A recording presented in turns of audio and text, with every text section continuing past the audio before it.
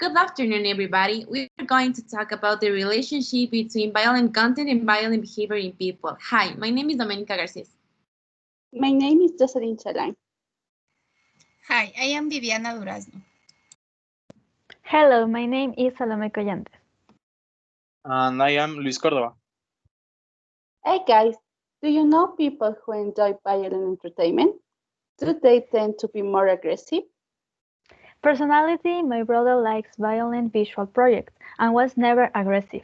He knows that in the real world it is wrong to act violently against others, and he even runs different campaigns against violence in school, which makes him the most relaxed person of my family, demonstrating that no matter what you see or playing, it's your actions that define you.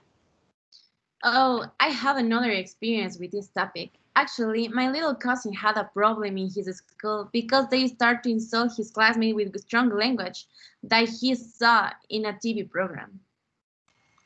I understand this situation and I agree. The problem is that apparently these programs haven't an effect on the cognitive and behavior system of these people. But there are some studies that show the consequences that these programs can have. For example, the psychologist Albert Bandura, who in 1961 realized an experiment which was called Bob doll, conclude that a child's behavior can change after observing acts of violence because children begin to normalize this and often repeat with other people. Well, I understand your point, but I disagree. I think that we don't take account other facts. For example, we don't know how is their relationship with their families. So that's why I don't think that video games could produce aggressive people. For example, I used to play shooting games with my friends since I know them. And by the way, I think we have a lot of fun. And also, our friendship has grown. So that which makes me notice that this type of games make me enjoy the violence, but just of the game. So I think we can control that this violence could affect in our lives or not.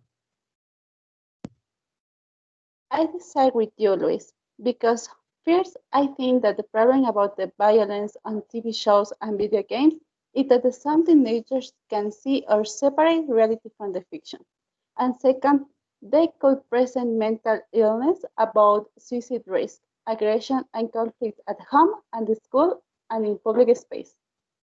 I am totally agree with you, Jocelyn. First of all, we have to be clear about which group we mean. If we talk about children who have a very influential character, it's obviously to say that some TV programs which have violent content are going to be a bad influence for the kids because they repeat all the things they see, and even more so if they spend most of the day watching these behaviors. Some studies show a relationship between the TV addiction and parental abandonment. These abandoned kids don't have enough attention that their parents should give them to take care of their growth and behavior. So they start to repeat the actions that they see on TV because they don't have a role model. Yes, I think that we need more knowledge about this kind of entertainment and we need to have control with the time and effect that it produces in our minds. You are right. To listen to their position, I showed with that we must have greater limit of the violent content that we see as entertainment. Avoiding excessive violence will help us avoid any inconvenience, and it is important to remember that we are responsible for your actions. We cannot blame other means of what we do or how we the others. Sure, I think that's important to say that not all the children are going to have a violent behavior because it will depend on the education they have and whether or not they have a deformed character. Finally, guys, we can see in the news around the world that in some schools there are murders because students carry weapons.